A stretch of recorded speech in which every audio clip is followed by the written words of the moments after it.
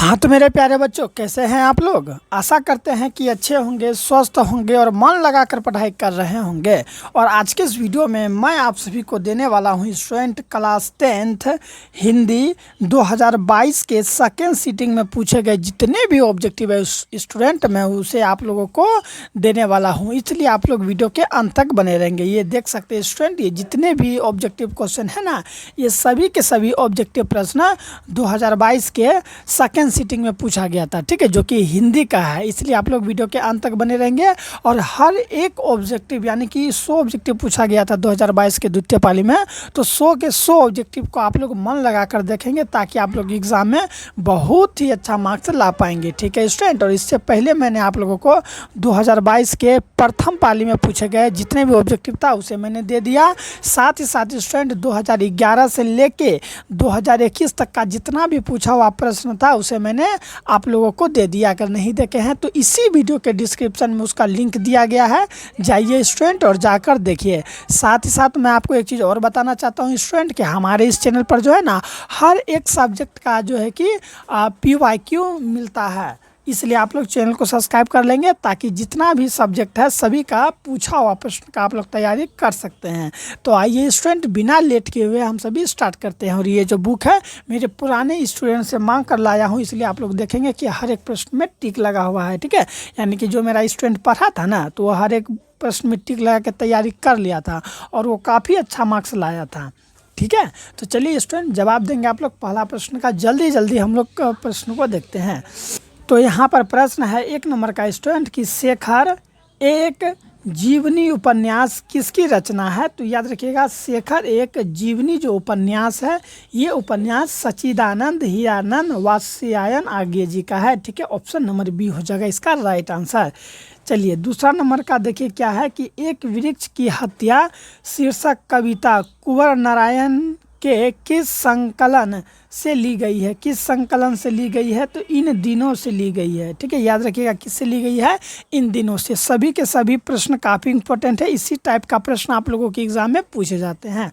अगला प्रश्न है कि कवि वीरेन डंगवाल के अनुसार जीवन में महत्वपूर्ण क्या है। तो कवि वीरेन डंगवाल के अनुसार जीवन में महत्वपूर्ण, मेरे प्यारे बच्चों, संघर्ष जो है ये जीवन में क्या है, तो जीवन में महत्वपूर्ण है क्या, तो संघर्ष, ठीक है। नेक्स्ट है कि बीजाक्षर, मेरे प्यारे बच्चों, बीजाक्षर शीर्षक काव्य संकलन किसकी रचना है, तो अनामिका जी की रचना है। याद रखिएगा कि बीजाक्षर शीर्षक काव्य संकलन किसकी रचना है, तो अनामिका की रचना है, ठीक है। याद रखिएगा, इसी तरह के आप अगर सभी ऑब्जेक्टिव का तैयारी कर लेते हैं ना, तो आप एग्जाम में अच्छा मार्क्स ला पाएंगे, ठीक है। नेक्स्ट प्रश्न है कि कवि जीवनानंद दास का जन्म कब हुआ था। तो याद रखिएगा 1899 ईस्वी में कवि जीवनानंद दास का जन्म हुआ था। अगला प्रश्न है कि जीवनानंद दास की किस शीर्षक कविता को रविंद्रोत्तर युग की श्रेष्ठतम प्रेम कविता की संज्ञा दी गई है, तो वनलता सेन को दी गई है। किसे दी गई स्टूडेंट, वनलता सेन को। अगला प्रश्न है कि रेनर मारिया रिल्के का जन्म कहाँ हुआ था, तो ऑस्ट्रेलिया में हुआ था, ठीक है। कहाँ हुआ था मेरे प्यारे बच्चों, रेनर मारिया रिल्के का जन्म पूछेगा कहाँ हुआ था, तो ऑस्ट्रिया में हुआ था, ठीक है। नेक्स्ट प्रश्न यहाँ पर देखिए क्या है कि मेरे बिना तुम प्रभु शीर्षक कविता किस भाव का है। तो ये याद रखिएगा, ये भक्ति भाव का है। मेरे बिना तुम प्रभु शीर्षक कविता किस भाव का है मेरे प्यारे बच्चों, तो ये एक भक्ति भाव का है, ठीक है। चलिए अब हम लोग 9 नंबर का प्रश्न देखते हैं। यहाँ पर देखिए क्या है, देखिए स्टूडेंट आप लोग जल्दी से वीडियो को लाइक कर दीजिए। प्रश्न है स्टूडेंट कि प्रेमघन जी किस युग के महत्वपूर्ण कवि थे। तो प्रेमघन जी भारतेंदु युग के महत्वपूर्ण कवि थे। मेरे प्यारे बच्चों, प्रेमघन जी किस युग के महत्वपूर्ण कवि थे, तो भारतेंदु युग के महत्वपूर्ण कवि थे। अगला है कि कवि दिनकर किनके लिए सिंहासन खाली करने की बात करते हैं। किनके लिए, तो जनता के लिए सिंहासन खाली करने की बात करते हैं। कौन, तो मेरे प्यारे बच्चों कवि दिनकर। कवि दिनकर किनके लिए सिंहासन खाली करने की बात करते हैं, तो जनता के लिए, ठीक है। चलिए अगला देखिए यहाँ 11 नंबर का कि कवि सुमित्रा नंदन पंथ के अनुसार भारत माता की कितनी संतानें दरिद्रता और अभाव से ग्रसित है। दरिद्रता और किससे मेरे प्यारे बच्चों, अभाव से ग्रसित है, तो 30 करोड़ मेरे प्यारे बच्चों। ठीक है स्टूडेंट, कवि सुमित्रा नंदन पंत के अनुसार 30 करोड़, मेरे प्यारे बच्चों, 30 करोड़ जो संतानें हैं ना, वो दरिद्रता और अभाव से ग्रसित है। किसके अनुसार? तो सुमित्रा नंदन पंत के अनुसार। चलिए स्टूडेंट, अब हम लोग अगला प्रश्न देखते हैं। ठीक है, आप मेरे इस वीडियो को कहाँ से देख रहे हैं एक बार कमेंट करके जरूर बताएंगे। चलिए अगला प्रश्न है कि अयोध्या के राजा दशरथ के 4 पुत्र थे। ठीक है, ये कौन सा पदबंध है? तो ये संज्ञा पदबंध के अंतर्गत आ जाएगा। चलिए ठीक है, नेक्स्ट है कि समूह शब्द का पर्यायवाची शब्द क्या होगा? तो समूह शब्द का पर्यायवाची शब्द संघ हो जाएगा। ठीक है, संघ, संघ, समूह शब्द का पर्यायवाची शब्द क्या हो जाएगा? संघ। नेक्स्ट है कि रक्षक शब्द का विलोम होता है। तो रक्षक शब्द का विलोम भक्षक होता है। आप लोग जानते भी होंगे, रक्षक का भक्षक, रक्षक का भक्षक होता है। नेक्स्ट प्रश्न यहाँ क्या है कि याचना करने वाला के लिए एक शब्द है। याचना करने वाला के लिए एक शब्द याचक होता है। याचना करने वालों के लिए एक शब्द, मेरे प्यारे बच्चों, याचक होता है। अगला चलिए देख लेते हैं। यहाँ पर है कि कुत्ते की मौत मरना मुहावरे का अर्थ क्या होता है? आप लोग कई बार स्टूडेंट घर वगैरह में सुने होंगे ये मुहावरा, कुत्ते का मौत मरेगा साला, तो कुत्ते का मौत। ठीक है, गाँव में भी कोई दोस्त वगैरह से सुने होंगे कि कुत्ते की मौत मरना मुहावरे का अर्थ क्या होता है? बुरी तरह मरना। कहते हैं ना, कुत्ता का मौत मरेगा, बुरी तरह मरना। ठीक है, नेक्स्ट है यहाँ पर कि दिनानुदीन कौन सा समास है? दिनानुदीन मेरे प्यारे बच्चों एक अव्ययी भाव समास है। ठीक है, याद रखना है, दिनानुदीन कौन सा समास है? तो अव्ययी भाव समास है। अगला प्रश्न है कि ट का उच्चारण स्थान क्या है? तो याद रखिएगा, ट का उच्चारण स्थान मेरे प्यारे बच्चों मूर्धा है। ठीक है, क ख ग घ अंग का स्थान कंठ होता है। च छ ज झ य का स्थान क्या होता है? तालु होता है। ठीक है, और ट ठ ड ढ मुधंत न का उच्चारण, ठीक है, मूर्धा होता है। और त थ का उच्चारण जो है वो दंत होता है। ठीक है, प फ का उच्चारण ओष्ठ होता है। तो इस चीज़ों को आप याद रखिएगा। हालांकि इस चीज़ के बारे में मैंने आप लोगों को पिछले वाले क्लास में भी बता दिया था। ठीक है स्टूडेंट, चलिए आइए अब हम लोग नेक्स्ट प्रश्न की ओर चलते हैं, जो कि काफ़ी इंपॉर्टेंट होने वाला है। चलिए स्टूडेंट, 19 नंबर का प्रश्न है कि पंचम शब्द का संधि विच्छेद क्या होगा? तो पंचम शब्द का संधि विच्छेद मेरे प्यारे बच्चों, पम धन में चम, पम धन में आधा म होगा। ठीक है, पम और धन में चम मिल के क्या बन जाएगा? तो पंचम शब्द बन जाएगा। ठीक है, नेक्स्ट है यहाँ पर कि निम्न में शुद्ध कौन है? तो निम्न में मेरे प्यारे बच्चों शुद्ध कौन है? तो महात्वाकांक्षी जो है ये हम लोग का शुद्ध है। ठीक है, निम्न में शुद्ध कौन है? तो महात्वाकांक्षी ये शुद्ध है। अगला देख लेते हैं, यहाँ पर क्या है कि उपकार शब्द कौन लिंग है? तो उपकार मेरे प्यारे बच्चों पुल्लिंग है। उपकार शब्द कौन सा लिंग है? तो पुल्लिंग है। ठीक है, नेक्स्ट है यहाँ पर कि लोगों ने चोर को मारा। लोगों ने चोर को मारा किस कारक का उदाहरण है? तो ये कर्म कारक का उदाहरण हो जाएगा। लोगों ने चोर को मारा किस कारक का उदाहरण है? कर्म कारक का मेरे प्यारे बच्चों। ठीक है, नेक्स्ट देखिए यहाँ क्या है, लेखक शब्द का स्त्रीलिंग रूप क्या है? लेखक शब्द का अगर स्त्रीलिंग रूप का अगर बात करें तो लेखिका हो जाएगा। ठीक है, लेखक का लेखिका, आप लोग कई बार सुने भी होंगे कि लेखिका। ठीक है, चलिए नेक्स्ट यहाँ पर है स्टूडेंट कि बहुत दूध किस विशेषण का उदाहरण है? तो बहुत सारा दूध यहाँ परिणाम बोधक हो जाएगा। ठीक है, मापने की बात हो रहा है, माप तोल का बात चला है, बहुत सारा। ठीक है, तो बहुत दूध परिणाम बोधक का क्या हो जाएगा मेरे प्यारे बच्चों? ये परिणाम बोधक को दर्शाता है। अर्थात ये जो है बहुत दूध किस विशेषण का उदाहरण होगा? तो परिणाम बोधक का उदाहरण होगा। अगला देखिए क्या है कि वह आया था किस काल का उदाहरण है? तो वह आया था, बीत गया है समय, इसलिए ये भूतकाल का उदाहरण हो जाएगा। नेक्स्ट है कि व्युत्पत्ति की दृष्टि से शब्द के कितने भेद होते हैं? तो व्युत्पत्ति की दृष्टि से शब्द के मेरे प्यारे बच्चों 4 भेद होते हैं। किसके दृष्टि से? तो व्युत्पत्ति के दृष्टि से। ठीक है, याद रखेंगे आप लोग हर एक चीज़। अगला देखिए क्या है कि वियोग, वियोग शब्द में उपसर्ग है। वियोग शब्द में उपसर्ग क्या है? तो वी उपसर्ग हो जाएगा। वियोग शब्द में मेरे प्यारे बच्चों वी उपसर्ग होता है। ठीक है, अगला देखिए क्या है कि हंसोड, हंसोड शब्द में प्रत्यय है। तो प्रत्यय क्या होता है? जो शब्द के अंत में लगता है। उपसर्ग क्या होता है? जो शब्द के आगे लगता है। तो हंसोड शब्द में प्रत्यय क्या हो जाएगा? ओड, ओड प्रत्यय हो जाएगा, हंसोड, ओड। ठीक है, चलिए नेक्स्ट है कि ग्राम शब्द का विशेषण है। ग्राम शब्द का विशेषण ग्रामीण होता है। ग्राम शब्द का विशेषण मेरे प्यारे बच्चों ग्रामीण। चौराहा कौन समास है? तो द्विगु समास है। चौराहा कौन सा समास है? द्विगु। ठीक है, याद रखिएगा द्विगु।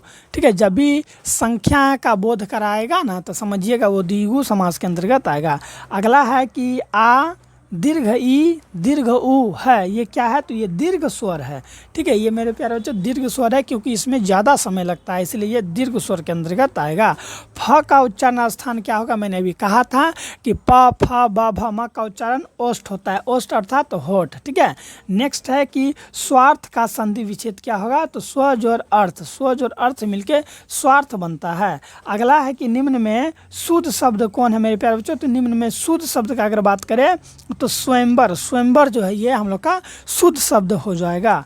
ठीक है, सिपाही विद्रोह कब, ठीक है, सिपाही विद्रोह शब्द कौन संज्ञा है, सिपाही विद्रोह शब्द कौन सा संज्ञा है, तो ये व्यक्तिवाचक संज्ञा है। सिपाही विद्रोह, सिपाही विद्रोह मेरे प्यारे बच्चों कौन सा संज्ञा है, तो व्यक्तिवाचक संज्ञा के अंतर्गत आएगा। ठीक है, चलिए जल्दी जल्दी आप लोग मेरे चैनल को सब्सक्राइब कर लेंगे मेरे प्यारे बच्चों। अगला है कि पिंजरा शब्द है, तो पिंजरा शब्द तद्भव शब्द, पिंजरा एक तद्भव शब्द के अंतर्गत आता है। तनय शब्द का स्त्रीलिंग रूप होता है तनया। ठीक है, तनया, तनया स्त्रीलिंग रूप। ठीक है, नेक्स्ट है कि अकाल शब्द, अकाल शब्द कौन लिंग है, तो अकाल शब्द मेरे प्यारे बच्चों ये एक पुल्लिंग शब्द है। अकाल, अकाल क्या है, एक पुल्लिंग शब्द के अंतर्गत आ जाएगा। ठीक है, को के लिए किस कारक का विभक्ति चिन्ह है, तो ये संप्रदान को के लिए, देखेंगे आप लोग कर्ताने कर्म को करण से संप्रदान को के लिए, तो संप्रदान के अंतर्गत आएगा। ठीक है, ये संप्रदान कारक का विभक्ति चिन्ह हो जाएगा। चलिए अगला देखिए स्टूडेंट, यहाँ पर है कि शिकारी ने बाघ मारा, शिकारी ने बाघ मारा किस कारक का उदाहरण है, तो कर्म कारक का उदाहरण है। शिकारी ने बाघ मारा कर्म कारक का उदाहरण हो जाएगा। ठीक है स्टूडेंट, चलिए अब हम लोग नेक्स्ट प्रश्न की ओर चलते हैं, जो कि यहाँ पर है कि उस घर के कोने में बैठा हुआ आदमी जासूस है। उस घर के कोने में बैठा हुआ आदमी क्या है मेरे प्यारे बच्चों, तो जासूस है। किस पदबंध का उदाहरण है, तो याद रखिएगा ये विशेषण पदबंध का उदाहरण है, विशेषण पदबंध का मेरे प्यारे बच्चों उदाहरण हो जाएगा। ठीक है, नेक्स्ट प्रश्न है इस तरह से 42 नंबर का, यहाँ पर कि जो लड़के अच्छे होते हैं मेरे प्यारे बच्चों, जो लड़के अच्छे होते हैं वे परिश्रमी होते हैं। जो लड़के अच्छे होते हैं वो मेरे प्यारे बच्चों परिश्रमी होते हैं। किस वाक्य का उदाहरण है, तो ये मिश्र वाक्य का उदाहरण है। जो लड़के अच्छे होते हैं ना वे परिश्रमी होते हैं, किस जो है कि वाक्य का उदाहरण है, तो मिश्र वाक्य का उदाहरण हो जाएगा। ठीक है, तो 42 प्रश्नों को हम लोगों ने समाप्त कर दिया। चलिए अब बाकी के प्रश्नों को भी हम लोग जल्दी जल्दी देख लेते हैं। अगर आप लोगों को अच्छा लग रहा होगा स्टूडेंट, तो थोड़ा सा मेरे प्यारे बच्चों सपोर्ट करके जो है कि चैनल को सब्सक्राइब करके वीडियो को लाइक करके अपने दोस्त लोग को भी शेयर कर देंगे, ताकि हर एक स्टूडेंट बारीकी से मेरे प्यारे बच्चों पढ़ाई कर सके। चलिए आइए अब जवाब देने का प्रयास करेंगे आप लोग कि आंखें चार होना मुहावरे का अर्थ क्या होता है। आंखें चार होना मेरे प्यारे बच्चों प्यार होना, आंखें चार होना प्यार होना, या फिर आमने सामने होना, दोनों हो जाएगा। ठीक है, आंखें चार होना अगर ऑप्शन में प्यार होना है तो आप लोग उसमें भी टिक मार देंगे, या फिर आमने सामने होना ये भी सही हो जाएगा। ठीक है, नेक्स्ट है कि नेक्स्ट यहाँ देखिए क्या है कि समान अर्थात एक ही उदर से जन्म लेने वालों के लिए एक शब्द क्या होगा, जब एक ही पेट से अगर कोई जन्म लेता है तो वो सहोदर कहलाता है। ठीक है, चलिए अगला देखिए स्टूडेंट, वीर शब्द का विलोम क्या होगा, तो वीर का विलोम होगा कायर, वीर का विलोम शब्द कायर हो जाएगा। अगला है कि घर वाले के रहते एक अच्छी साड़ी नसीब नहीं हुई, ऐसा किसने कहा था, तो ऐसा मगम्मा ने कहा था कि घर वाले के रहते एक साड़ी मेरे प्यारे बच्चों नसीब नहीं हुई। ठीक है, किसने कहा था, मगम्मा ने कही थी। चलिए अगला देख लीजिए स्टूडेंट, यहाँ पर प्रश्न क्या है कि घर पर दो लड़कियों और साल भर के लड़के को लेकर कौन अकेले है, तो लक्ष्मी अकेले है मेरे प्यारे बच्चों। कौन अकेले है, तो लक्ष्मी अकेले है। ठीक है, याद रखिएगा आप लोग हर एक प्रश्न को, काफ़ी इंपॉर्टेंट है। अगला है कि माँ को कितनी पुत्रियाँ थी, माँ को कितनी पुत्रियाँ थी, तो दो पुत्रियाँ थी। माँ को मेरे प्यारे बच्चों कितनी पुत्रियाँ थी, तो दो पुत्रियाँ थी। ठीक है, चलिए आइए नेक्स्ट प्रश्न बढ़ते हैं इस प्रकार से कि यह बात अच्छी नहीं लगती कि माँ महीने भर, ठीक है, माँ जो है महीने भर इधर उधर लुढ़कती रहे। माँ जो है मेरे प्यारे बच्चों महीने भर इधर उधर लुढ़कती रहे, यह किसने कहा था, यह मेरे प्यारे बच्चों किसने कहा था कि यह बात अच्छी नहीं लगती है कि माँ महीने भर इधर उधर लुढ़कती रहे। ठीक है स्टूडेंट, तो ऐसा कैलाश ने कहा था मेरे प्यारे बच्चों। किसने कहा था, कैलाश ने। ठीक है, अगला है कि भर आई आंखें पोंछकर किसने आकाश की ओर देखा। भर आई आंखें मेरे प्यारे बच्चों, भर आई आंखें पोंछकर किसने आकाश की ओर देखा, तो सीता ने मेरे प्यारे बच्चों भर आई आंखें पोंछकर आकाश की ओर देखा। ठीक है, चलिए अगला है कि नान काना साहब अब कहाँ है। तो नान काना साहब अब मेरे प्यारे बच्चों कहाँ है, तो पाकिस्तान में है नान काना साहब। ठीक है, नेक्स्ट है कि कवि रसखान किसके परम भक्त थे। तो कवि रसखान मेरे प्यारे बच्चों कृष्ण जी के परम भक्त थे। कवि रसखान किसके भक्त थे, तो याद रखेंगे आप लोग। ठीक है, चलिए कवि रसखान किसके परम भक्त थे, तो कृष्ण जी के परम भक्त थे। ठीक है, आप लोग किसके परम भक्त हैं जरूर कमेंट करके बताएंगे। कवि रसखान किस छंद के जो है कि सिद्धहस्त थे, तो सवैये में। ठीक है, सवैये में वो क्या थे, सिद्ध थे मेरे प्यारे बच्चों। अगला है यहाँ पर कि प्रेम ऐनी श्री राधिका शीर्षक छंद किस ग्रंथ से संकलित है। तो ये मेरे प्यारे बच्चों रसखान रचनावली से संग्रहित है। ठीक है, आइए अगला देख लेते हैं क्या है कि प्रयाग मेरे प्यारे बच्चों प्रयाग रामागमन। ठीक है, प्रयाग रामागमन शीर्षक नाटक किसकी रचना है, तो बद्री नारायण चौधरी की रचना है। ये जो रचना है बद्री नारायण चौधरी की रचना होने वाली है। ठीक है, चलिए 56 का देखिए क्या है कि हिंदुस्तानी नाम सुनी अब ये। ठीक है, अब ये सकुचित लजात, अब ये सकुचित लजात भारतीय सब वस्तु ही सो ये हाय। ठीक है, सो है हाय धिनात। यह पंक्ति किस कविता से है, तो यह पंक्ति मेरे प्यारे बच्चों स्वदेशी कविता से है। ठीक है, किस कविता से मेरे प्यारे बच्चों, स्वदेशी कविता से जो है कि ली गई है। अगला है कि सुमित्रा नंदन पंत का जन्म कब हुआ था। तो सुमित्रा नंदन पंत का जन्म मेरे प्यारे बच्चों 1900 ईस्वी में हुआ था। कब हुआ था, 1900 ईस्वी में। ठीक है, नेक्स्ट की ओर बढ़ते हैं और देखते हैं कि कवि दिनकर के अनुसार कौन सोने का ताज पहनकर इठला रही है। कौन सोने का ताज पहनकर इठला रही है, तो देश की मिट्टी जो है, देश की मिट्टी जो है ये सोने की ताज पहनकर मेरे प्यारे बच्चों इठला रही है। अगला है कि दिनकर के काव्य का मूल स्वर क्या है। तो दिनकर के काव्य का मूल स्वर क्या है, तो ओज एवं राष्ट्रीय चेतना। ओज एवं राष्ट्रीय चेतना जो है ये दिनकर के काव्य का मूल स्वर है। ठीक है, हिंदी के आदि कवि कौन है, तो हिंदी के आदि कवि सरहपाद है मेरे प्यारे बच्चों। हिंदी के आदि कवि कौन है, तो सरहपाद जी जो है ये हिंदी के आदि कवि है। अगला देखिए 61 नंबर का क्या है यहाँ पर कि सामाजिक विकास क्रम में समानती। ठीक है, समानती सभ्यता की अपेक्षा किस सभ्यता को अधिक प्रगतिशील कहा जा सकता है, तो पूंजीवादी सभ्यता को। पूंजीवादी सभ्यता को अधिक प्रगतिशील कहा जा सकता है। नेक्स्ट है कि मनुष्य और परिस्थिति का संबंध है। तो मनुष्य और परिस्थिति का संबंध द्वंद्वात्मक है। ठीक है, द्वंद्वात्मक हो जाएगा। किसका किसका, मनुष्य और पारिस्थितिक का संबंध। चलिए अगला है यहाँ पर कि जार शाही। आप लोग हर एक प्रश्न को बहुत ही बारीकी से तैयार कर लेंगे। ठीक है, ताकि आप लोग एग्जाम में काफ़ी अच्छा मार्क्स ला सकेंगे। अगर इतना प्रश्न तैयारी कर लेते तो जरूर है कि यहाँ से 2 से 3 नंबर जरूर फंस ही जाएगा। ठीक है, अगला प्रश्न है कि जार शाही रूप के, ठीक है स्टूडेंट, जार शाही रूप के सोवियत समाज में पढ़े जाने वाले लोकप्रिय साहित्यकार कौन है, तो मेरे प्यारे बच्चों तोल्स्टॉय है। कौन है, तोल्स्टॉय, याद रखिएगा तोल्स्टॉय है। अगला है कि पंडित बिरजू महाराज का संबंध नृत्य की किस शैली से है, तो कथक से। नृत्य की किस शैली से मेरे प्यारे बच्चों, तो कथक शैली से है। ठीक है, हर एक चीज़ को आप लोग बहुत ही बारीकी से याद रखेंगे, समझेंगे। ठीक है, और अच्छा नंबर लाने का प्रयास करेंगे। ठीक है मेरे प्यारे प्यारे स्टूडेंट, चलिए अगला है कि जब दिल्ली में हिंदू मुस्लिम दंगे होने लगे तो डर के मारे बिरजू महाराज और उनकी अम्मा कहाँ चले गए, तो वो लखनऊ चले गए। कहाँ चले गए मेरे प्यारे बच्चों, तो लखनऊ चले गए। लखनऊ किसकी राजधानी है, आप लोग कमेंट करके ज़रूर बताएंगे। ठीक है, चलिए अब आइए, ज़्यादा प्रश्न नहीं है, जल्दी जल्दी हम लोग हर एक प्रश्नों को भी कर लेंगे। ठीक है, बाकी के बचे हुए प्रश्न को भी कर लेते हैं। चलिए स्टूडेंट, आप लोग का शुभ नाम क्या हुआ, एक बार हमारे वीडियो में कमेंट जरूर करेंगे। ठीक है, चलिए नेक्स्ट प्रश्न है यहाँ पर स्टूडेंट, देखिए यहाँ पर कि बिरजू महाराज, स्टूडेंट जब बिरजू महाराज के बाबूजी की मृत्यु हुई तब बिरजू महाराज कितने साल के थे, तो 9.5 साल के ही थे तब उनके पिताजी उसको छोड़कर चले गए थे। अगला है कि आविन्यो क्या है, तो आविन्यो एक ईसाई मठ है। आविन्यो क्या है मेरे प्यारे बच्चों, आविन्यो एक ईसाई मठ है।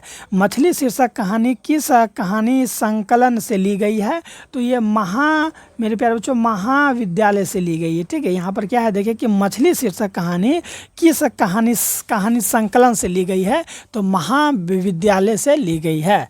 ठीक है। आइए अगला देखिए यहाँ पर क्या है स्टूडेंट कि संतु भीगने से बचने के लिए कहाँ खड़ा हो गया था, तो मकान के नीचे खड़ा हो गया। तो जो संतु था ना वो भीगने से बचने के लिए मेरे प्यारे बच्चों कहाँ खड़ा हो गया था, तो मकान के नीचे वो खड़ा हो गया था ताकि वो नहीं भीजेगा। ठीक है, चलिए समझ में आ गया। अगला है बिस्मिल्लाह खां के बारे में कि बिस्मिल्लाह खां और शहनाई के साथ मुस्लिम के किस पर्व का नाम जुड़ा हुआ है, तो मुहर्रम का नाम जुड़ा हुआ है। ये प्रश्न तो कई बार एग्जाम में पूछे भी गए हैं। अगला है कि कहानीकार सुजाता का असली नाम क्या था, तो एस रंगराजन। ये भी इंपॉर्टेंट प्रश्न है।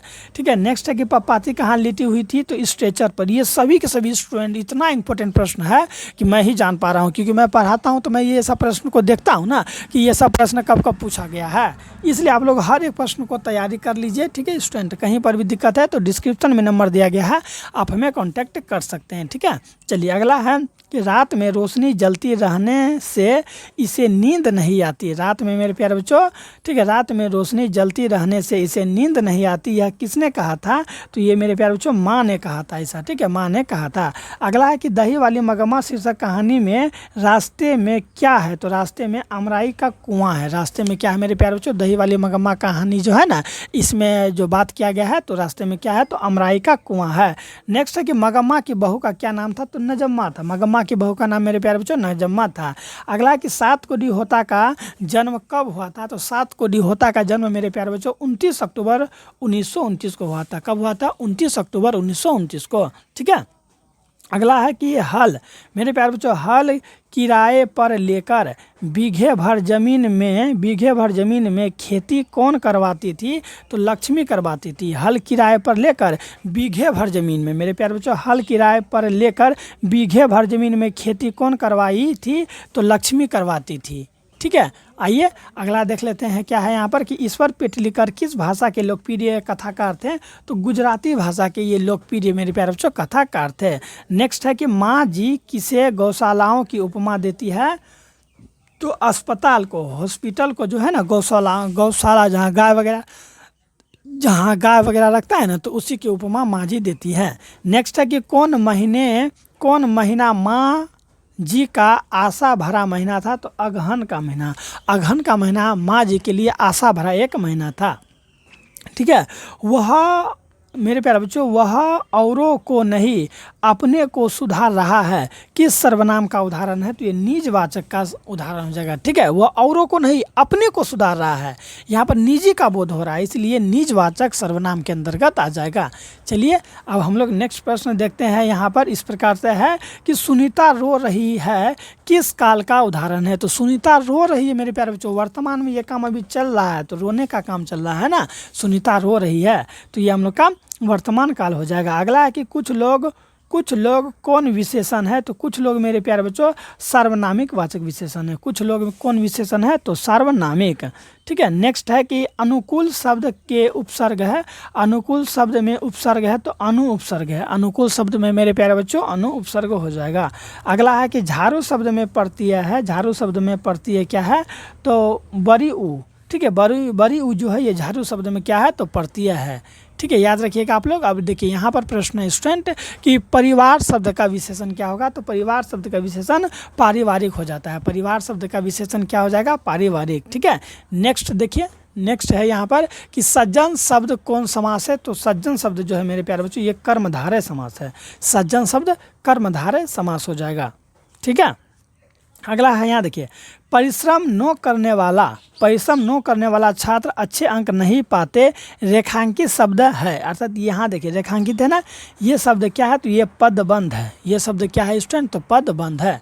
ठीक है, चलिए आइए अगला हम देख लेते हैं क्या है कि लोकप्रिय व्यक्ति का सम्मान सभी करते हैं। जो लोकप्रिय व्यक्ति होते हैं ना उसका सम्मान सभी करते हैं, किस वाक्य का उदाहरण है, तो ये सरल वाक्य का उदाहरण है। याद रखिएगा किस वाक्य का उदाहरण है मेरे प्यारे बच्चों, तो सरल वाक्य का उदाहरण है। आई होप आप लोग यहाँ तक देख लिए होंगे। तो चलिए और ज़्यादा नहीं स्टूडेंट, 10 प्रश्न ही बचा हुआ है, इसे भी हम लोग जल्दी कर लेते हैं। और आप लोग जल्द से जल्द मेरे प्यारे बच्चों चैनल को सब्सक्राइब कर लीजिए। और क्या करना है आप लोगों को, रोज़ स्टूडेंट जो भी वीडियो अपलोड करते हैं ना, हर एक वीडियो को देखेंगे तो आप एग्जाम में बहुत ही अच्छा मार्क्स ला पाएंगे। ठीक है, क्वेश्चन बैंक को पूरा आप लोग रट जाइए। निम्न में शुद्ध वाक्य कौन है? तो यहाँ देखिए, यह काम आप पर निर्भर है, यह काम आप पर निर्भर है, ये हम लोग का शुद्ध वाक्य है। अगर मैं डायरेक्ट अगर आंसर नहीं बता के ऑप्शन के साथ पढ़ाना शुरू कर दूँ मेरे प्यारे बच्चों, तो पता चलेगा कि अभी जो प्रश्न आधा घंटा के अंदर समाप्त हुआ है वो वही स्टूडेंट 1.5 घंटा लग जाएगा। ठीक है, ऑप्शन के साथ पढ़ाने में। चलिए नेक्स्ट है, यहाँ पर क्या है कि बाबा साहेब भीमराव अम्बेडकर का जन्म कहाँ हुआ था? तो मध्य प्रदेश, मध्य प्रदेश, या फिर महू रहेगा तो आप लोग उसमें भी टिक मारेंगे, महू मध्य प्रदेश में उसका जन्म हुआ था। अगला है कि मैक्स मुलर ने कितने वर्ष की अवस्था में लीपजिंगी विश्वविद्यालय में संस्कृत का अध्ययन किया था? तो 18 वर्ष की अवस्था में उन्होंने क्या किया? लीपजिंगी विश्वविद्यालय में संस्कृत का अध्ययन प्रारंभ कर दिया था। ठीक है स्टूडेंट, याद रखिएगा आप लोग। अगला है कि स्वामी विवेकानंद ने वेदांतियों का भी वेदांती किसे कहा? ठीक है, तो मैक्स मुलर जी को जो है ना वेदांतियों का भी वेदांती कहा है। ठीक है, वेदांतियों का भी वेदांती मैक्स मुलर जी को कहा है। ठीक है, हकर्स क्या थे स्टूडेंट? हकर्स, ठीक है, क्या है यहाँ पर देखिए, हकर्स क्या थे? तो ये ठीक है याद रखेंगे आप लोग, क्या थे? वनस्पति वैज्ञानिक थे। ठीक है मेरे प्यारे बच्चों, हकर्स क्या थे? तो वनस्पति वैज्ञानिक थे। 95 नंबर का देखिए क्या है कि आलोक पर्व शीर्षक निबंध संग्रह किसकी रचना है? तो ये हजारी प्रसाद द्विवेदी जी की रचना है। आलोक पर्व शीर्षक निबंध संग्रह किसकी रचना है? तो हजारी प्रसाद द्विवेदी जी की रचना है। ठीक है स्टूडेंट, चलिए अगला देखिए यहाँ पर क्या है कि आदमी के नाखून क्यों बढ़ते हैं? यह प्रश्न लेखक से किसने किया था? तो छोटी लड़की ने किया था। ठीक है, छोटी लड़की ने क्या किया था? उससे क्या कौन सा प्रश्न क्या था कि आदमी के नाखून क्यों बढ़ते हैं?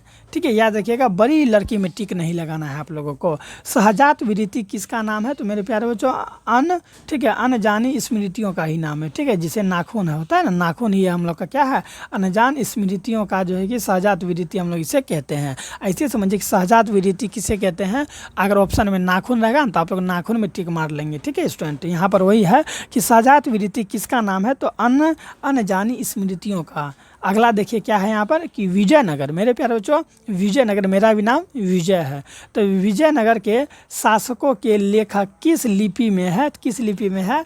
याद रखिएगा, नंदी नागरी लिपि में है। किस लिपि में है मेरे प्यारे बच्चों? नंदी नागरी लिपि में। अगला प्रश्न 99 नंबर का कि ठीक है, परमार शासक भोज कहाँ के रहने वाले थे? तो ये परमार के जो शासक थे ना भोज, वो कहाँ के रहने वाले थे? तो याद रखिएगा, धरा नगरी के रहने वाले थे मेरे प्यारे बच्चों। कहाँ के रहने वाले? तो धरा नगरी के रहने वाले थे। और अंतिम प्रश्न जो कि 100 नंबर का है वो है कि बहादुर कितने वर्ष का था? तो बहादुर मेरे प्यारे बच्चों 12-13 वर्ष का था। ठीक है, 12-13 वर्ष का था। तो इस तरह से आप यहाँ पर देख सकते हैं कि 100 के 100 ऑब्जेक्टिव मेरे प्यारे बच्चों समाप्त हो गया। इसके बाद देखिए ये सभी सब्जेक्टिव प्रश्न है, इसे भी आप लोगों के कमेंट पर मैं करा दूंगा। अगर अच्छा लगा होगा तो चैनल को सब्सक्राइब करके अपने दोस्तों को भी शेयर जरूर करेंगे स्टूडेंट। ठीक है स्टूडेंट, मिलते हैं अब हम लोग कब? तो यहाँ पर देखिए, यहाँ पर है 2023 के पर। अच्छा चलिए 2022 में जो है ना स्टूडेंट, देखिए कंपार्टमेंटल का जो एग्ज़ाम होता है ना उसमें पूछा गया प्रश्न है, तो उससे भी मैं बता दूंगा। उसके बाद 2023 में पूछे गए प्रश्न पर मैं बात करूंगा। तो मिलते हैं स्टूडेंट नेक्स्ट वीडियो में, अपना ख्याल रखिएगा। बाय बाबू।